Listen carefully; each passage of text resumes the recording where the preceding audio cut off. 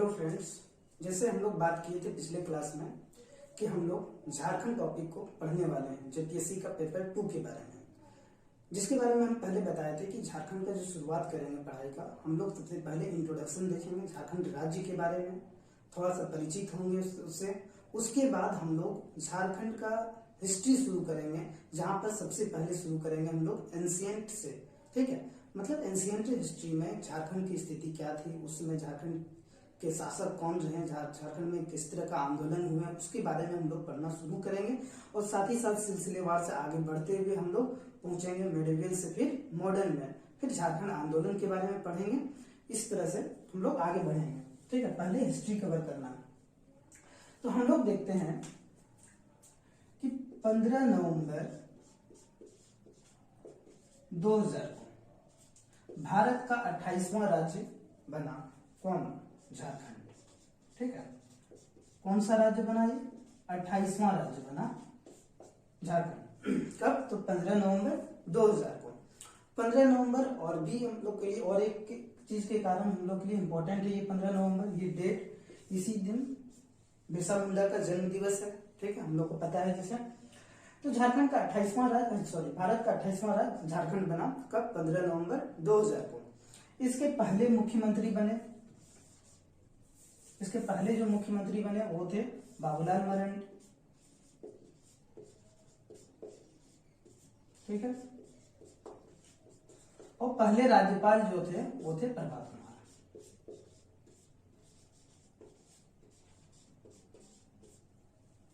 पहले मुख्यमंत्री रहे बाबूलाल मरांडी, पहले राज्यपाल बने प्रभात कुमार।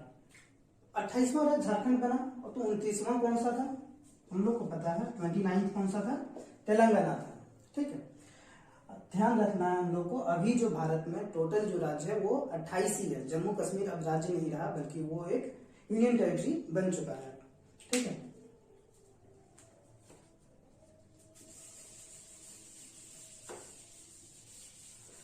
सबसे पहले हम लोग थोड़ा झारखंड का मैप को समझने का कोशिश करते हैं। ठीक, झारखंड का अगर हम लोग स्थिति अगर देखें कि कहां पर है ये, अगर भारत में, तो 21 डिग्री 58 मिनट 10 सेकेंड नॉर्थ से जो देशांतर है इसका, सॉरी अक्षांशीय जो है विस्तार, वो 25 डिग्री 18 मिनट तक ये अक्षांशीय विस्तार है झारखंड का।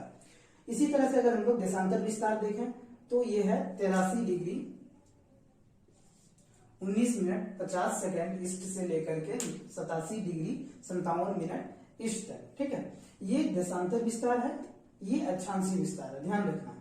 और हम लोग को देखेंगे जब इस तरह से सवाल अगर आता है तो वहां पर ऑप्शन में फंसाता है वहां पर कि ईस्ट के जगह पे वहां पर दिया हुआ रहता है वेस्ट, या तो फिर नॉर्थ की जगह पर दिया हुआ रहता है साउथ। तो इस चीज को हम लोग को ध्यान में रखना है। यहाँ पर क्या है? नॉर्थ है और यहाँ पर ईस्ट ही होगा। तो क्यों होगा? अगर हम लोग मैपिंग थोड़ा बहुत अगर जानते हैं तो जरूर समझ में आ जाएगा। अगर हम लोग ग्लोब में देखेंगे, ये इक्वेटर है, इक्वेटर से ऊपर अगर हम लोग जाएंगे तो ये नॉर्थ है, ये साउथ है, इधर जाएंगे तो ईस्ट है, इधर जाएंगे तो वेस्ट है। ठीक है, तो अगर भारत का स्थिति देखेंगे हम लोग, कहां पर है भारत? यहाँ पर, मतलब ये कहां पर है? नॉर्थ ईस्ट में। अगर देशांतर का बात करेंगे हम लोग तो देशांतर में कहां पड़ेगी? ये ईस्ट में। अगर अक्षांशीय विस्तार में देखेंगे हम लोग तो ये नॉर्थ में है। इसीलिए हमेशा जब भारत का स्थिति के बारे में बात हो, भारत का किसी राज्य के बारे में बात हो, भारत का किसी जिला के बारे में बात हो, तो हमेशा ध्यान रखना है वो नॉर्थ ईस्ट से ही डिनोटेड होगा, ना कि वेस्ट और साउथ से। अगर किसी भी ऑप्शन में अगर हम लोग को दिख जाए वेस्ट और साउथ अगर बताया गया है तो सबसे पहले वो तो ऑप्शन रॉन्ग हो जाएगा। अब हम लोग देखते हैं थोड़ा सा कि झारखंड का पहले नॉर्थ में, झारखंड का नॉर्थ में कौन सा स्टेट है? अगर हम लोग बात करें,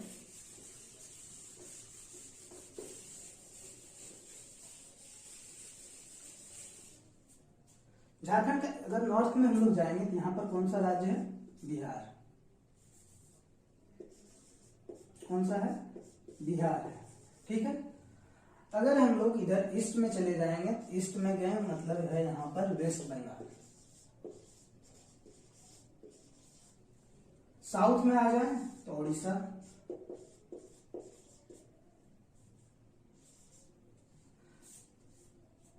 वेस्ट में चले जाएं तो छत्तीसगढ़,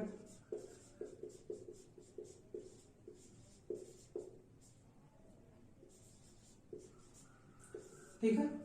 मतलब झारखंड कितने राज्यों से घिरा हुआ है? 1 2 3 4 और एक यहाँ पर है यूपी, ठीक है। यूपी मात्र यूपी का एक यहाँ पर ये टच होता है, मात्र किसका? गढ़वा को टच करती है।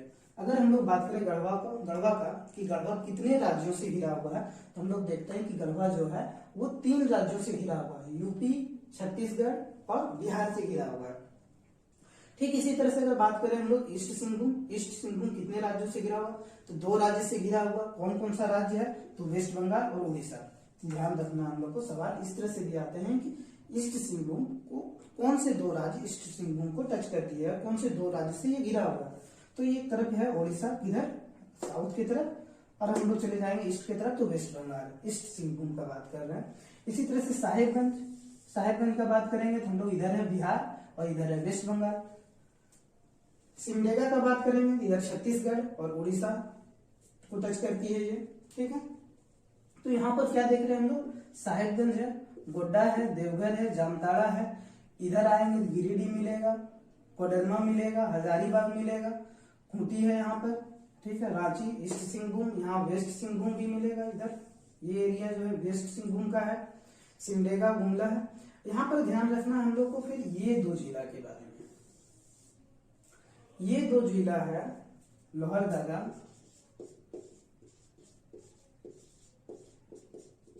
और खूंटी। ये दोनों जो है भू-स्थलबद्ध जिला है। भू-स्थलबद्ध जिला है मतलब लैंड लॉक्ड डिस्ट्रिक्ट है। लैंड लॉक्ड डिस्ट्रिक्ट किसको बोलते हैं? जो चारों ओर से अपने ही राज्य का लैंड से घिरा हुआ है, ठीक है। किसी भी ये ना दूसरे राज्य का सीमा को टच करती है, कौन? लोहरदगा और खूंटी। किसी भी दूसरे राज्य का सीमा को ये टच नहीं करती है, बिल्कुल ये अपने ही स्टेट के सीमाओं से घिरा हुआ है, ठीक है। इसी तरह से हम लोग कंट्री में भी पढ़ते हैं लैंड लॉक कंट्री, जो किसी दूसरे कंट्री की सीमा को टच नहीं करती है या फिर किसी सागर महासागर की सीमा को टच नहीं करती, उसको लैंड लॉक कंट्री बोलते हैं। यहाँ पर हम लोग देख रहे हैं लैंड लॉक डिस्ट्रिक्ट के बारे में। अगर यहाँ पर बात किया जाए कि सबसे बड़ा झारखंड का लैंड लॉक डिस्ट्रिक्ट कौन सा है, तो सबसे बड़ा लैंड लॉक डिस्ट्रिक्ट कौन सा हो जाएगा झारखंड का? वो है लोहरदगा। लोहरदगा बड़ा है, खूंटी एरिया वाइज छोटा है। यहाँ पर ध्यान रखना है इसको भी। ये तो था बस मैपिंग का इंट्रोडक्शन था थोड़ा सा। इसी तरह से अगर हम लोग बात करें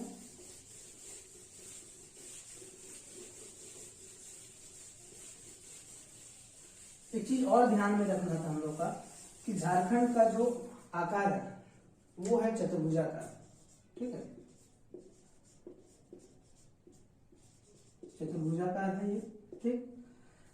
जहां पर नॉर्थ से साउथ और वेस्ट से ईस्ट का बात करें हम लोग तो नॉर्थ से साउथ है 380 किलोमीटर और ये है 463 किलोमीटर, ठीक है।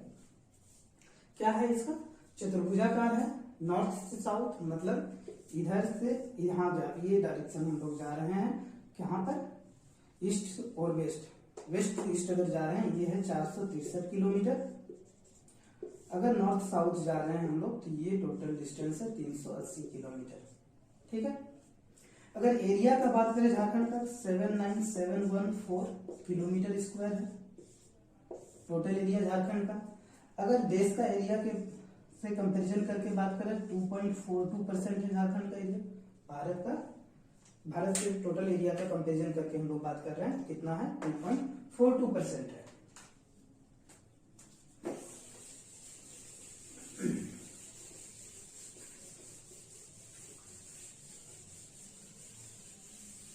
झारखंड बना 15 नवंबर 2000 को।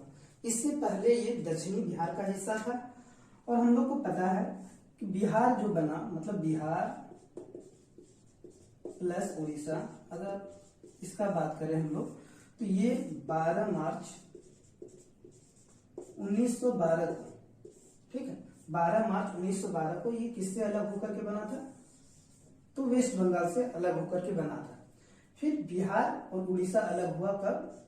1 अप्रैल को, ठीक है, 1 अप्रैल को 1936 में बिहार और उड़ीसा का डिवीजन हुआ। फिर हम लोग बोल सकते हैं कि बिहार का फिर फर्दर डिवीजन होता है कब? 15 नवंबर 2000 को। ठीक है, 15 नवंबर 2000 को फिर से इसका डिवीजन हुआ और क्या बना? झारखंड। तो ये हम लोग राज्य निर्माण के बारे में हम लोग देख रहे हैं कि किस तरह से हुआ। बाकी जो आंदोलन है, किस तरह से आंदोलन शुरुआत हुआ 1912 से ही 2000, अगर 1936 से ही हम लोग देखेंगे किस तरह से आंदोलन चला झारखंड निर्माण के बारे में, तो वो डिटेल फिर हम लोग आगे पढ़ेंगे। फिर भी एक झलक हम लोग देखते हैं झारखंड का जिला के बारे में। अगर हम लोग देख रहे हैं इस क्षेत्र में कितना जिला रहा था, जनगणना के अनुसार जो जनगणना हुई थी उसमें जो रिकॉर्ड दर्ज है उस रिकॉर्ड के अनुसार देखते हैं कि इस क्षेत्र में कितने जिले थे उस समय। अगर बात करें हम लोग 1961 का जनगणना के बारे में, उस समय झारखंड क्षेत्र में मतलब छोटा नागपुर क्षेत्र में टोटल 5 जिला था। फिर हजारीबाग से अलग होकर के 1981 का जनगणना में हम लोग देख रहे हैं कि कितना हो गया था ये 6 जिला। 6 जिला। नया जिला यहाँ पर कौन सा बना था? नया जिला बना था 1981 में गिरिडीह। ठीक है, कौन सा बना था? गिरिडीह बना था। एक है, याद रख सकते हैं इसको। फिर हम लोग देख रहे हैं कि 91 में टोटल जिला हो गया 13। झारखंड का बात कर रहे हैं हम लोग इस क्षेत्र में। 2001 में हम लोग अगर बात करें तो ये बन गया 18। ठीक है, कब बात कर रहे हैं हम लोग? 2001 में।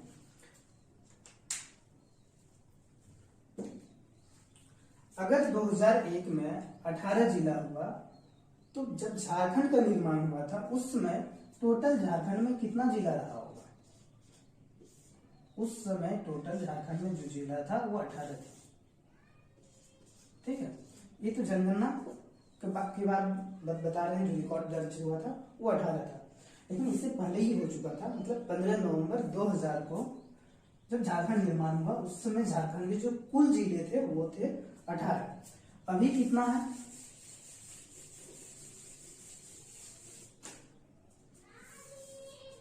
2003 में हो गया था ये 22 और 2008 में हो गया ये 34। मतलब अभी झारखंड में कुल कितने जिले हैं? तो 24 डिस्ट्रिक्ट हैं अभी कुल झारखंड में।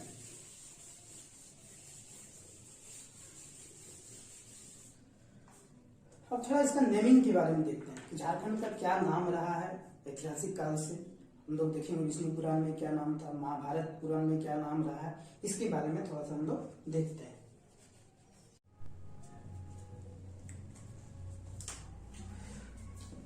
तो देख रहे थे ऐतरेय ब्राह्मण पुस्तक में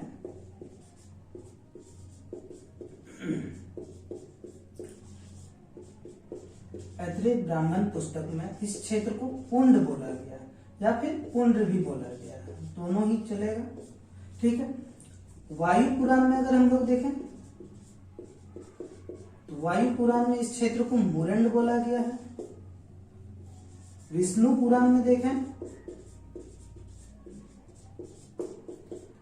मुंड बोला गया है। इसी तरह से देखें महाभारत पुराण में तो इस क्षेत्र को पुंडरीक बोला गया है। ठीक है, क्या बोला गया? पुंडरीक। फाहियान के बारे में बात करें, चीनी यात्री थे, हम लोग को पता है। फाहियान एक चीनी यात्री जो थे, उन्होंने अपनी पुस्तक में इस क्षेत्र को कुक्कट लाट बोला। कुक्कट लाट बोला, कहीं कहीं कुक्कट लाट भी लिखा हुआ रहता है, ध्यान रखना। फाहियान ने क्या बोला? इस क्षेत्र को कुक्कट लाट बोला। ठीक इसी तरह से अगर हम लोग बात करें आईने अकबरी, जो अकबर के बारे में लिखा हुआ है, जहांगीर के बारे में तुझके ए जहांगीर पुस्तक में इस क्षेत्र को आईने अकबरी हो या फिर तुझके अकबरी का बात करें, इस क्षेत्र को कोकरह बोला गया। ठीक है, या फिर देखना कहीं कहीं ये खोखरा भी लिखा हुआ है। ठीक है, इस तरह का नाम दिया गया। ठीक इसी अगर बात करें झारखंड नाम का, तो झारखंड नाम के बारे में चर्चा मिलती है हम लोग को मध्यकालीन इतिहासकार, जो मुगलकालीन इतिहासकार हुए थे उस समय, उन्होंने इस क्षेत्र को फिर झारखंड के नाम से लिखा है या बताया है, झारखंड के रूप में बताया। झारखंड मतलब झाड़ियों का देश की तरह बताया। ठीक है, तो ये नेमिंग रहा। उसके बाद हम लोग चलते हैं अब हिस्ट्री में। अगर हिस्ट्री हम लोग पढ़ना चाहें झारखंड का, तो सबसे पहले थोड़ा सा हम लोग समझते हैं, जहां शुरुआत होगा वो है असुरों के आगमन से। ठीक है, अगर हम लोग बात करें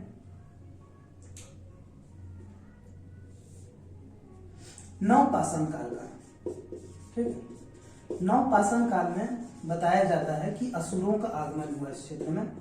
किनका आगमन हुआ? असुरों का आगमन।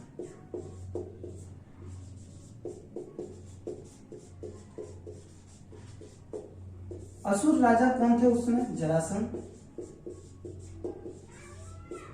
मान्यता यह है कि जरासंध अपने शत्रुओं को या फिर वो जिनको मृत्यु दंड देते थे, वो क्या करते थे, अपने दुश्मनों को झारखंड के जंगलों में छोड़ देते थे।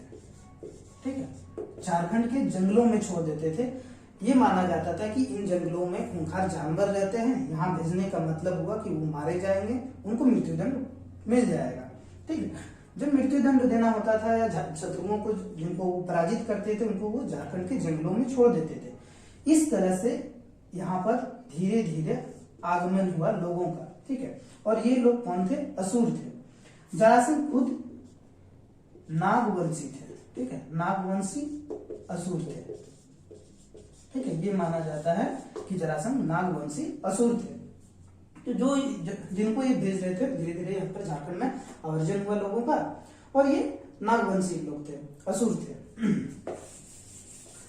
जरासंध का भी लड़ाई हम लोग जानते हैं, ये जरासंध कहाँ से आ जाएगा? मगध साम्राज्य से आ जाएगा। ठीक है, महाभारत काल से जरासंध का लड़ाई होता है राजगृह में। याद रखना, राजगृह में लड़ाई होता है किनसे? भीम से। और ये भीम कौन है? महाभारत काल के भीम है। ठीक है, पांडव। असुरों के बारे में और भी हम लोग डिटेल में पढ़ेंगे नागवंशी में, नागवंशी शासक के बारे में जब पढ़ेंगे वहां पर। ठीक, अब हम लोग बात करते हैं उत्तर वैदिक काल में। उत्तर वैदिक काल में झारखंड क्षेत्र में दो काम होते हैं। ठीक है, दो इंपॉर्टेंट काम होते हैं। पहला तो धार्मिक, बोल सकते हैं एक तरह का धार्मिक आंदोलन हुआ, धर्म का प्रचार प्रसार हुआ। दूसरा चीज का क्या हुआ इसमें? मुंडाओं का आगमन इस काल में। ठीक है, क्या हुआ? मुंडाओं का आगमन हुआ। यहां पर भी हम लोग पढ़ेंगे मुंडाओं का आगमन के साथ साथ मुंडा साम्राज्य की स्थापना के बारे में पढ़ेंगे, ऋषा मुंडा के बारे में पढ़ेंगे हम लोग, सुतिया राज्य के बारे में पढ़ेंगे, सुतिया नागखंड के बारे में। तो पहले देखते हैं धार्मिक आंदोलन। धार्मिक आंदोलन का बात करें तो सबसे पहले हम लोग देखेंगे जैन धर्म का। जैन धर्म के 23वें तीर्थंकर जो कि पार्श्वनाथ थे, उन्होंने इसरी गांव के, गिरिडीह के इसरी गांव जहां है, वहां पर एक पहाड़ है, उस पहाड़ पर उन्होंने ज्ञान की निर्वाण प्राप्ति की थी। ठीक है, इसरी के एक पहाड़ पर, गिरिडीह जिला के इसरी के एक पहाड़ पर निर्वाण प्राप्ति की है। और इन्हीं के नाम पर, पार्श्वनाथ का बात कर रहे हैं, इन्हीं के नाम पर इस पहाड़ का नाम पड़ गया पारसनाथ। ठीक है, इन्हीं के नाम पर इस पहाड़ का नाम पड़ गया पारसनाथ पहाड़। कौन थे ये? जैन धर्म के 23वें तीर्थंकर थे। ठीक, 24वें तीर्थंकर कौन बने? हम लोग को पता है 24वें तीर्थंकर महावीर जी बने थे, जिनका जन्म 540 ईसा पूर्व में हुआ था।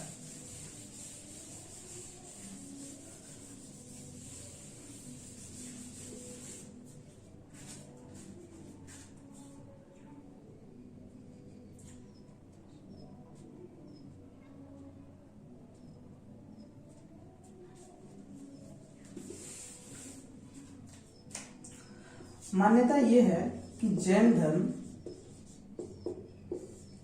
का जो प्रमुख केंद्र स्थल रहा है वो है मानभूम। ठीक है, मानभूम हम लोग को पता है कहाँ का बात कर रहे हैं हम लोग? झारखंड, धनबाद, हजारीबाग के आसपास का क्षेत्र का बात कर रहे हैं। जैन धर्म का जो प्रमुख केंद्र स्थल रहा झारखंड में, वो क्या, कौन सा था? मानभूम रहा था। और यहाँ से हम लोग को बहुत सारे अवशेष भी प्राप्त होते हैं, इसके आसपास के क्षेत्र से भी अवशेष प्राप्त होते हैं जैन धर्म के। जैन धर्म की एक पुस्तक है आचरण सूत्र। ठीक है, देखते हैं। क्या नाम है? आचरण सूत्र।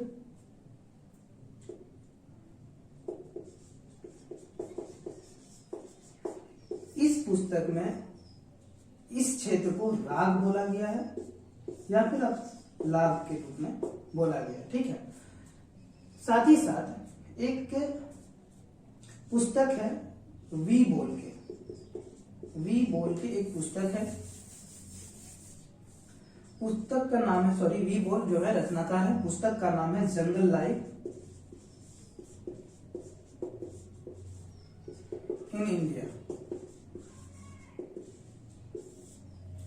इस पुस्तक में चर्चा है सराग जाति का। ठीक है, किसका चर्चा है? सराग जाति का चर्चा। तो इनके अनुसार ये सराग जाति जो है वो सिंहभूम के प्रारंभिक निवासी हैं। ठीक है, कहाँ के? सराग जाति जो है सिंहभूम के प्रारंभिक निवासी हैं। और ये सराग जाति के लोग किससे जुड़े हुए हैं? जैन धर्म से जुड़े हुए हैं। ठीक है, जैन धर्म से ये जुड़े हुए लोग हैं। जो गृहस्थ थे उनको एक सराग जाति सराग बोला जाता था, श्रावक बोला जाता था। ठीक है, ध्यान रखना है, क्या बोला जाता था? श्रावक। तो यही नाम है सराग जाति से जुड़ा हुआ है। ठीक, तो सराग जाति का जो उल्लेख है आचरण सूत्र में, सॉरी, वी बोल के पुस्तक जंगल लाइफ इन इंडिया में जो सराग जाति के बारे में चर्चा है, सराग जाति की जो जैन धर्म में जो चर्चा है उनके बारे में बताया जाता है कि ये सिंहभूम के आरंभिक निवासी रहे हैं। इस तरह से जैन धर्म का हम लोग बोल सकते हैं केंद्र स्थल रहा है झारखंड।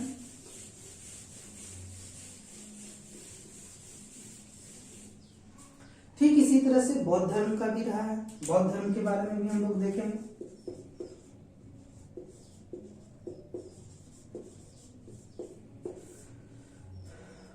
महात्मा बुद्ध,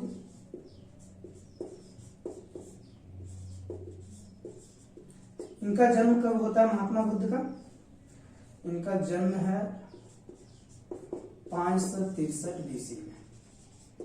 ठीक है, महात्मा बुद्ध का जन्म कब हुआ? 563 बीसी में। बाकी इनके बारे में डिटेल, माता पिता कौन रहे, कब इन ज्ञान प्राप्ति में, कहाँ पर ज्ञान प्राप्ति में संबोधि, ये सब चीज के बारे में हम लोग हिस्ट्री में पढ़ेंगे। यहाँ पर नहीं, यहाँ पर हम लोग को जितना झारखंड से रिलेटेड जरूरत है उसके बारे में देखेंगे। तो ये भी मान्यता है कि बौद्ध धर्म भी झारखंड में बहुत ही अच्छी तरह से फला फूला है।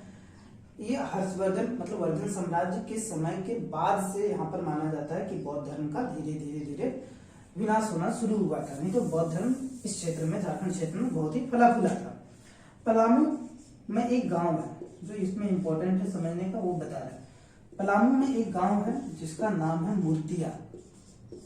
ठीक है, पलामू के एक गांव में जिनका नाम है मूर्तिया, यहाँ पर बौद्ध धर्म की मूर्तियों के बहुत सारे अवशेष मिले हैं। ठीक है, बौद्ध धर्म के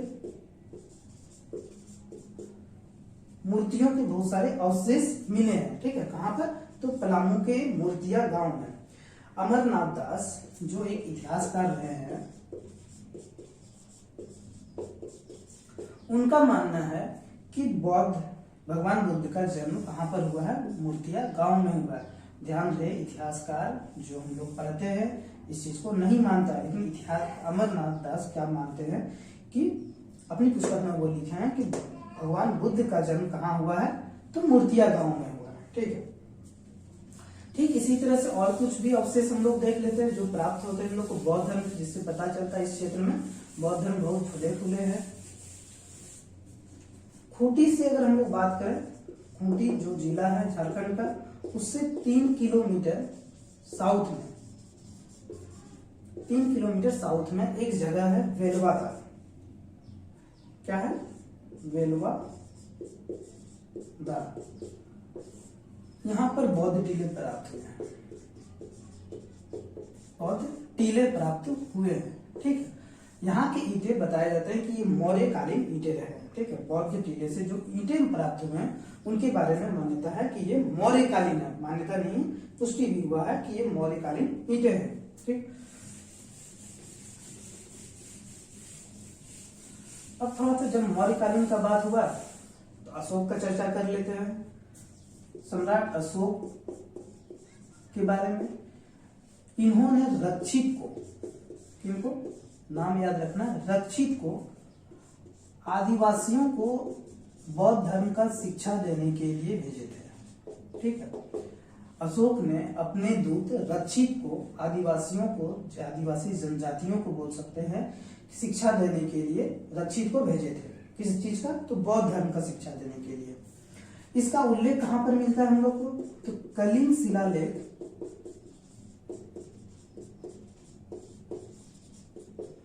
2 में, कलिंग के शिलालेख 2 में इस बात का चर्चा मिलता है कि अशोक ने अपने दूत को जनजातियों को शिक्षा देने के लिए, बौद्ध धर्म से शिक्षित करने के लिए भेजे थे। साथ ही साथ शिलालेख संख्या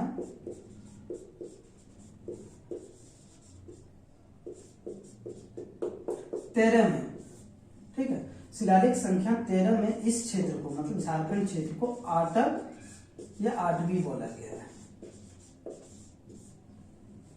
ठीक है, शिलालेख संख्या 13 में झारखंड को आटव या आटवी बोला गया है। तो ये कुछ बातें थी जो हम लोग को देखना था बौद्ध धर्म और जैन धर्म के बारे में, बस थोड़ा बहुत। इसके बारे में डिटेल तो हम लोग हिस्ट्री में पढ़ते हैं, यहाँ पर बस थोड़ा सा इसको रिलेट करना था झारखंड क्षेत्र से।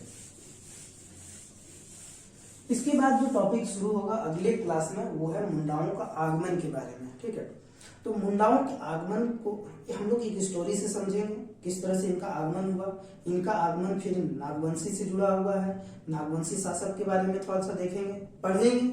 अभी हम लोग क्या देखें कि मुंडाओं का आगमन जो हुआ है उत्तर वैदिक काल में, उत्तर वैदिक काल में हुआ मुंडाओं का आगमन। लेकिन नागवंशी जो नाग के बारे में हम लोग बात हुआ, नाग असुर के बारे में बात हो रहा था, वो हम लोग देखें कब, तो ये नवपाषाण काल में ही हो गया था। मतलब इनसे पूर्व कौन रहे हैं यहाँ पर? नाग असुर रहे। तो क्या जब मुंडाओं का आगमन हुआ तो नागों के साथ किसी तरह का भिड़ंत हुआ, या फिर नाग असुर लोग क्या उनका स्वागत किया जब ये लोग आए? क्या हुआ स्थिति? फिर हम लोग जो पढ़ते हैं झारखंड में पहला राज्य स्थापना जो की है वो मुंडा लोग की है राज्य स्थापना। नाग लोग के बारे में नहीं पढ़ते कि नाग लोगों ने पहला राज्य की स्थापना की, बल्कि हम लोग पढ़ते हैं मुंडाओं ने पहली बार झारखंड में राज्य की स्थापना की। तो जब इन दोनों का, नाग असुर पहले से थे, जब मुंडाओं का आगमन हुआ तो किस तरह की स्थिति रही हुई? क्या दोनों के बीच किसी तरह का लड़ाई का संभावना है, या दोनों एक दूसरे से मिलजुल कर रहे आपस में? इसके बारे में थोड़ा सा डिस्कस करेंगे। साथ ही साथ हम लोग जब पढ़ते हैं मुंडाओं के बारे में कि मुंडा राज्य सबसे पहले हुआ, इसके बारे में बहुत ज्यादा डिटेल नहीं जाना है ही नहीं, ओरिजिनल में पता ही नहीं है इसका इतिहास के बारे में बहुत ज्यादा। सिर्फ इसके बारे में 2 राजा के बारे में पता है, एक नेता ऋषा मुंडा और इनके प्रथम शासक जो हुए सुतियांबे, उनके बारे में, सुतिया कुछ नाम है इसी तरह से, उनके बारे में पढ़ना है। और लास्ट जो राजा हुए सुतियांबे मुंडा और मदरा मुंडा, लास्ट राजा के बारे में फिर पढ़ना है, मदरा मुंडा के बारे में। बाकी बीच में कौन शासक रहे नहीं रहे उसके बारे में इतिहासकारों को पता नहीं है। तो यहाँ पर भी एक सवाल उठता है, जब मदरा मुंडा के बाद फिर हम लोग पढ़ना शुरू कर देते हैं नागवंशी शासनकाल के बारे में, फनी मुकुट राय के बारे में। तो जब एक बार शुरू हुआ मुंडाओं का आगमन, मुंडा शासन, फिर नागवंशी शासन कैसे स्थापना हुई, इसके बारे में भी हम लोग आगे पढ़ेंगे। और ये हमारे सिलेबस में भी है।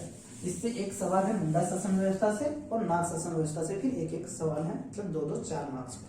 आज के लिए धन्यवाद।